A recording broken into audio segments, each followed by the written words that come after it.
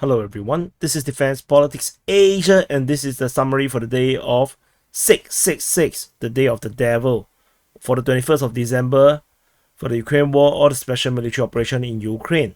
Let's start off with the Kherson Front. Over at the Kherson Front, the Ukrainian forces continue to be holding a position within Krinky, with the Russian forces continuing their assault, with a geolocation of showing that there was this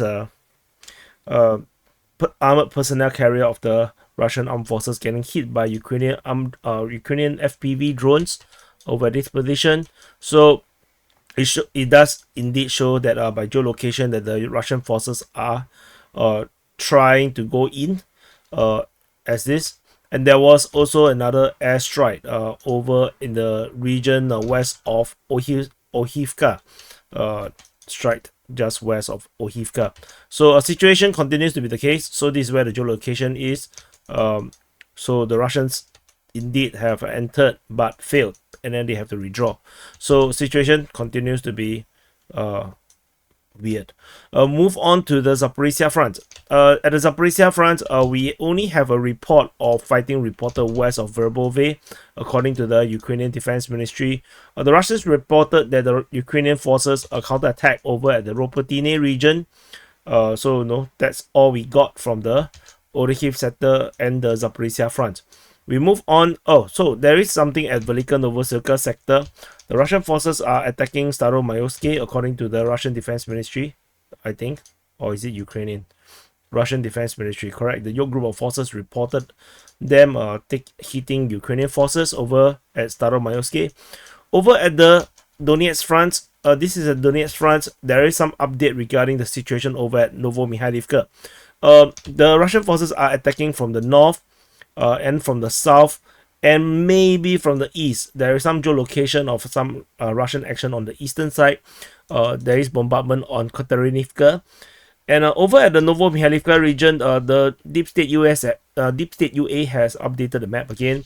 This time around, the gray zone goes back to the border region of Novomikhailivka, with the Russian confirmed controlled region is, according to the Ukrainians, is like this. So this is the controlled region, a confirmed region, and everything else here is actually gray zone. So situation continues to be very tricky for the Ukrainians, with the Russians continue to make serious push in this area. Some geolocations are very interesting. So this geolocation, geolocated by Kreminna Caprice, show a Russian armored vehicle that is remotely controlled or remotely driven. And it was driven with a FPV drone. So the FPV drone provided the visuals or the site, and then they just drive all the way to and hit a mine. And when it hit the mine, it explodes. The thing is that this armored personnel carrier, this MTLB, if I'm not wrong, contains a lot of explosive. So when it explodes, it triggers all the explosive to explode as well, and it causes a massive explosion around this entire area, destroying all the mines in the area. So this is the first of its kind that was shown on video, that the Russians actually use a remote controlled armored vehicle to trigger a mine, to explode a lot of explosive to destroy an entire minefield. So that is very interesting. So there is also another geolocation further up in the north, over across the river. This geolocation by military summary claims that it was actually a storming attempt, Russian forces attacking Ukrainian positions. But on Twitter, the same footage was described as the Russian armored vehicle hit a mine, and then the Russian soldiers have to take cover in the grass. So, but of course, it is a push towards a Ukrainian position. So, you know, yeah, so that is what it is. But there is no change in terms of the front line. These are just some geolocations which basically confirm where the front line is. So we move on further up north. There is fighting reported in the Marinka region. Marinka continues to be holding for the Ukrainians. Is still not captured by the Russian forces. There is also reports of Russian forces shelling Georgievka, over this location. So this is probably to keep the reserve or for preparation for further operations in the future. Going into the Avdiivka Front, further this is Donetsk city. At the Avdiivka Front, this is Avdiivka Front. At the Avdiivka Front, the Russian forces continue their Avdiivka offensive with fighting reported at Novobakhmutivka in the south of Novokalinove towards Badaichi, Stepove, south of Stepove, in the south of Avdiivka, at the west of Vodian and Pervomaisky. So this is the current situation. There is no reports, at least not yet, as per the recording of the Ukrainian morning report, the 6 a.m. report. So according to the evening report, they didn't mention east of Novobakhmutivka. This time around, again, they mentioned only Novobakhmutivka. So again, I have to wonder if the Russians actually have some kind of progress allowing them to go near to Novobakhmutivka. We shall continue to wait and see future reports from the Ukrainians.